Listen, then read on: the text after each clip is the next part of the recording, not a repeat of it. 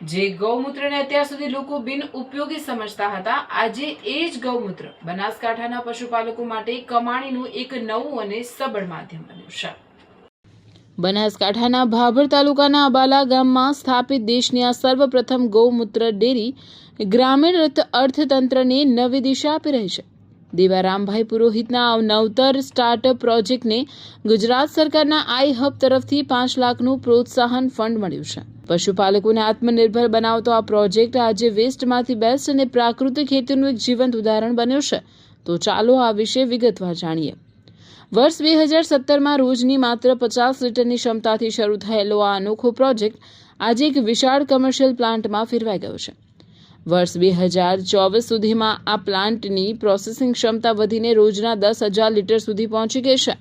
હાલમાં આસપાસના 7 થી 8 ગામોમાંથી દરરોજ આશરે 4,000 લીટર જેટલું ગૌમૂત્ર એકત્રિત કરવામાં આવે છે, જે સીધો જ 70 થી 80 પરિવારોને મોટો આર્થિક ટેકો પૂરો પાડે છે। ગૌમૂત્રનો ખૂબ જ ઉપયોગ છે, એટલે અમને 7,000 જેવા રૂપિયા મળે મહિને, એટલે એવું પરિચન ચાલુ થયું છે। મેં એવો વિચાર કર્યો કે કેવી રીતે લોકો ગોપાલન પરથી પ્રેરાય અને ક્યાંથી ખેડૂતોને પૈસા આપી શકાય, એ વિષય લઈને અમે ગાયના જરણ ઉપર કામ કરવાનું શરૂ કર્યું। ત્યારે અમે નાના એક 2017માં લેબ સ્કૂલ ઉપર કામ શરૂ કર્યું। ત્યાંથી અમે ધીમે ધીમે અમને સફળતા મળતી ગઈ। અહીં ગૌમૂત્ર વેચતા મહિલા પશુપાલક ભાવનાબેન રબારી આ પ્રયોગથી પ્રોત્સાહિત થઈને દર મહિને આશરે 7,000ની વધારાની આવક મેળવી રહ્યા છે।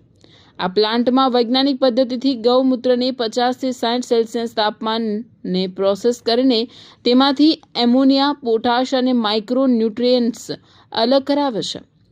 કૃષિ નિષ્ણાંત ભાવેશ પુરોહિતના મતે આ પ્રક્રિયા વિદેશથી આયાત કરવા પડતા યુરિયા અને પોટાશનો શ્રેષ્ઠ વિકલ્પ બની શકે છે।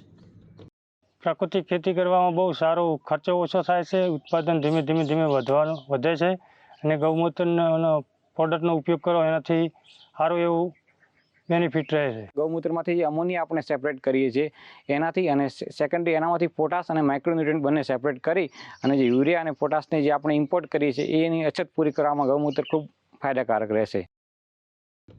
આ પ્રોસેસિંગ દ્વારા જમીનની ફળદ્રુપતા વધારતું ઉત્તમ કક્ષાનું ઓર્ગેનિક ખાતર અને કીટનાશક તૈયાર છે। પ્રગતિશીલ ખેડૂત જોગાભાઈ રબારી આ પ્રાકૃતિક ઉત્પાદનોના ઉપયોગથી ખેતીનો ખર્ચ ઘટાડીને વધુ નફો મેળવી રહ્યા છે। અબાલા ગામનો આ પ્લાન્ટ આજે આત્મનિર્ભર ગુજરાતની દિશામાં એક મોટું અને પ્રેરણાદાયી કદમ સાબિત થયો છે।